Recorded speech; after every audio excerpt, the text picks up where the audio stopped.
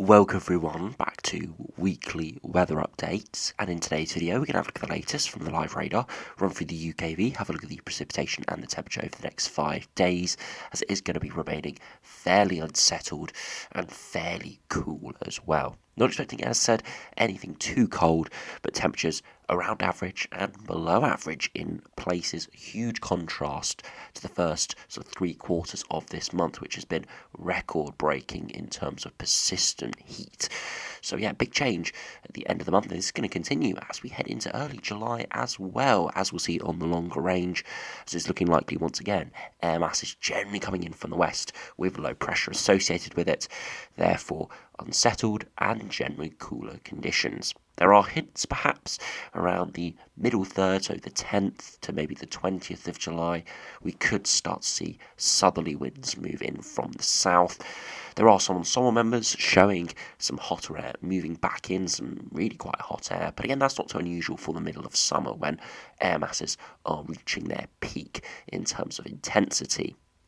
The only caveat with that is it's not looking likely to be associated with higher pressure. We're looking likely to be seeing lower pressure associated with any warmer spell through July, so would remain fairly unsettled and probably would bring the risk of thunderstorms back in. So do remember, if you enjoy my videos, make sure you like and subscribe, and remember to follow me on Twitter as well, the link's in description. To start on the live radar, once again you can see we've got a rain band exiting southeast England. This did pep up quite significantly overnight. There was a lot of uncertainty how intense the rainfall did get. It wasn't quite as intense as some were making it out to be, or some runs were going, but at the same time it was more intense probably than the UKV was showing yesterday. So it was pretty moderate amounts of rain, a good few millimetres of rain in many of these regions, and some light to moderate patches still lingering across eastern areas, as I'm recording this around 11:30. Elsewhere, a bit more cloud around, but starting to break up behind this weather front, and there's much fresher air mass today. It was quite muggy yesterday. Even those regions where we had a lot of cloud and bits of rain around, it was quite muggy and quite oppressive. And today it's much fresher, with less showers, as it's a drier air mass. If we put on the temperatures, as I said, around sort of 11, half 11. Again, it's not particularly warm today, and it probably won't get particularly warm. You can see where the warm air is ahead of that warm front, sort of that cold front that did spread in, and you can see that temperatures are still sort of mid to high 20s, maybe 30 degrees across parts of Europe. The UK, mid to high teens, maybe just about getting into the low 20s come this afternoon. So if you look at the UK feed now, you can see that rain exiting the southeast corner, and through the rest of the day, a few showers around, but nothing too significant. As we head into tomorrow, another weather system moves in, so it's going to be quite a miserable day tomorrow. You can see some quite persistent, but only light or moderate rainfall moving in from the southwest. And you can see it's not particularly regional, it's pretty much up and down the country. All areas seeing this thick cloud and big areas of light to moderate rain. Again, we're back into a warm sector. That rain initially moving in for the early hours is a warm front, and in that warm sector there's a lot of moisture, high levels of humidity, so it's going to feel quite oppressive, but it's going to be raining at the same time. So quite an eclectic mix there. If you do go out and you avoid the rain, it will probably still feel pretty sticky, but under that rain it probably won't feel all too great either. So yeah, all that rain will eventually slowly sweep through, and hopefully come Saturday morning most regions will wake up to a bit of a clearing. You can see a cold front eventually sweeping in, and you can see that from this dry slot here. That's the cold front bringing in much cooler air. And again, yes, it's slightly cooler, so temperatures will probably drop by a few degrees, but it's drier generally for most regions with more sunshine. A few showers in the north for the first day of July, but it's not a particularly hot start to July. It's generally a cool and unsettled start. Into Sunday, another decent day further southwards, but more rain moving in further northwards. And finally into Monday, another day that's decent further souths and eastwards, but still more showers in the north and west. So Saturday through to Monday, still looking generally unsettled, westerly flow, cooler conditions, but definitely doesn't look like there'll be too much in terms of persistent rain, widely that is. Northern Scotland, maybe the far west of Northern Ireland, Republic of Ireland, closest to low pressure systems, could see persistent rain and showers, but elsewhere it's not looking too bad. If you put on the upper air temperatures, you can see as we head into tomorrow, you can see that warm sector moving in, and that's associated with that thick cloud and drizzly, rainy conditions. And as I said, through early hours of Saturday, you can see it getting swept away by this cooler, drier sector of air. And again, that just persists as we head into early next week, where we could see a bit more warmer air move back in, but nothing too crazy. Once again, the dew points will be rising through tomorrow. Look at that, dew points widely in the mid-teens. Again, that's not ridiculously high. We see dew points getting up towards the high teens recently when we've had some thundery spells. But again, it's still pretty oppressive compared to sort of the much lower dew points we have for today, for example, around 5 to 10 degrees with much drier air mass. If you look at the max temperatures, you can see this afternoon maybe touching 20 to 22 in a few spots, but again, nothing too warm. Into tomorrow, again, could be warmish for the far east of England, where we do avoid some of that rain at 21, 22, but elsewhere, really in the high teens, up and down the country, so much cooler than it's been recently, but again, it will feel pretty oppressive out there still with that humidity and all that moisture around. Into Saturday, could be warmish in the south and the east, where we do avoid the rainfall. Again, this is the power of a bit of sun during the summer, 24 or 25, and expect similar into Sunday. Again, 23, maybe slightly higher. Quite cold across Scotland, though, with rain, cloud, and cooler air. And finally, into Monday, another warmish day in places along the far south, 20 to 22, but elsewhere, high teens or even low teens. So, yes, first few days of July, a bit of an improvement in terms of widespread precipitation and widespread cloud, but still showers in the north and the west, and the temperatures are not recovering all too much either. So if you do have a look at the GFS now and see what that is showing over the course of the next few weeks, do we have hints of a change in this cooler unsettled spell into July? Well, you can see that a westerly flow continues and low pressure parks itself nearby into the early parts of July. That's that northerly flow. Some briefly higher pressure in the far southeast, and that's keeping it slightly dry here. But further northwards and westwards, you can see low pressure in control, northerly flow. That's why it's quite cool, as we saw in the UKV in northern regions, and it'll continue to stay fairly unsettled all the way into early parts of July. Eventually, we can actually see quite a big low pressure system spin up there. At around day 10, that could be quite stormy, in fact, with that moving in, and eventually towards 384 hours, actually keeping that west to northwesterly flow. Other runs have this high pressure system building out to our east, closer by, drawing up this hot air that's being drawn into Eastern Europe here.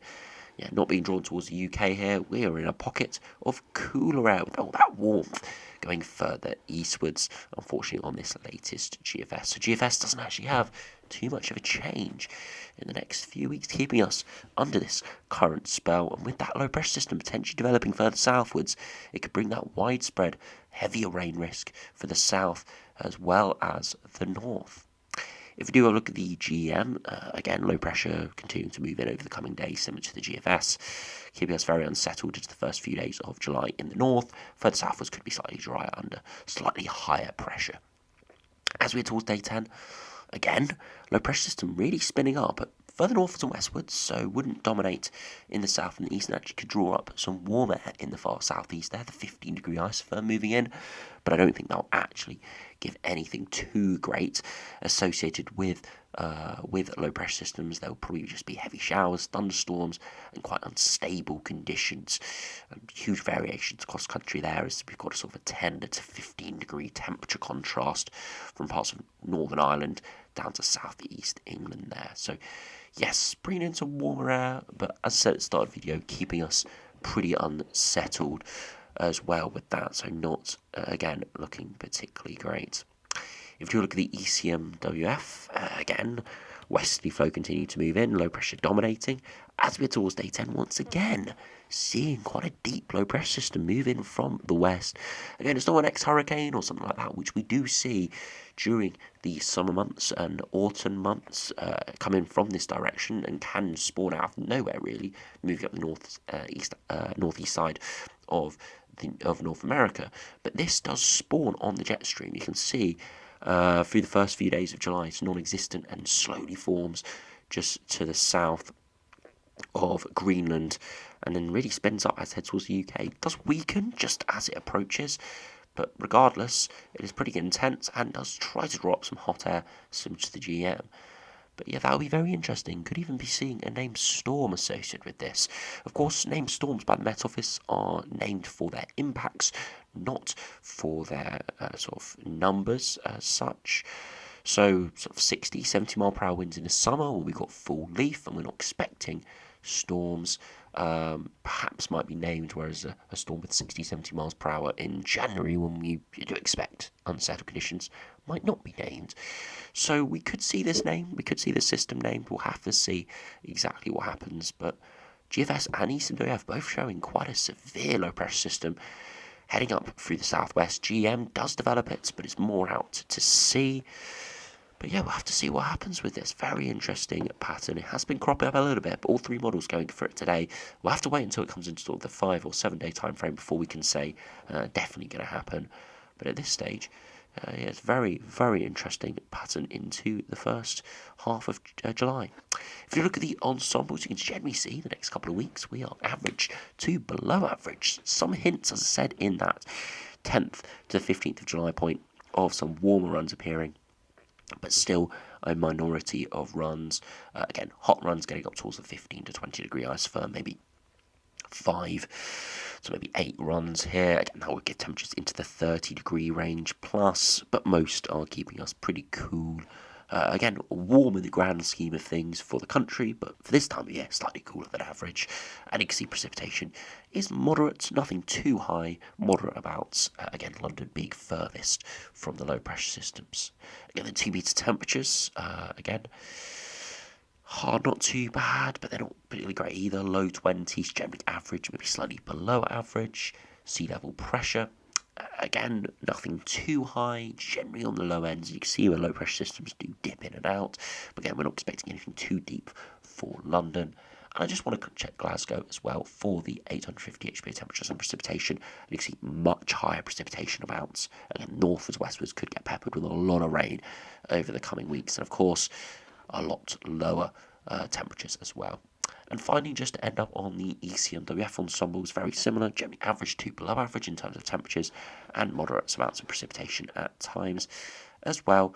And of course, warmer runs in the longer term, but once again, nothing too significant, perhaps more than the GFS in terms of proportion of overall ensemble members, as we do see the average line of the ensemble mean getting above the 1981-2010 mean by a few degrees, and there are some quite warm runs, including the control run there, and some anomalous ensemble runs getting up towards the 20-degree range, which would give temperatures in the mid to high 30s. But once again, majority are average, if not below average, especially in the next sort of 10 days or so. So yeah, not looking particularly great if you want anything too traditionally summery. But of course, we were going to see cooler and more settled weather return at some point. And the only positive with this is if we did see a really hot, dry spell once again through July and August, at least we'll have this period now to give a lot more rain. And it means, hopefully, if we did see any drastically hot and dry weather throughout the rest of the summer, we have filled up the reservoirs and have got enough rainfall on the ground to make sure things don't get too dried out, and we don't have any issues if we did see another hot, intense spell later this summer. That's the only positive we can really take out of this. And of course, if you do enjoy generally decent conditions, again 20 degrees or high teens with sunshine and showers, if you do enjoy that sort of conditions, then it's going to be pretty much perfect, especially the further southwards you are over the coming weeks. So anyway, thanks for watching, hope you have enjoyed, subscribe if you're new, and I'll see you again for another video soon.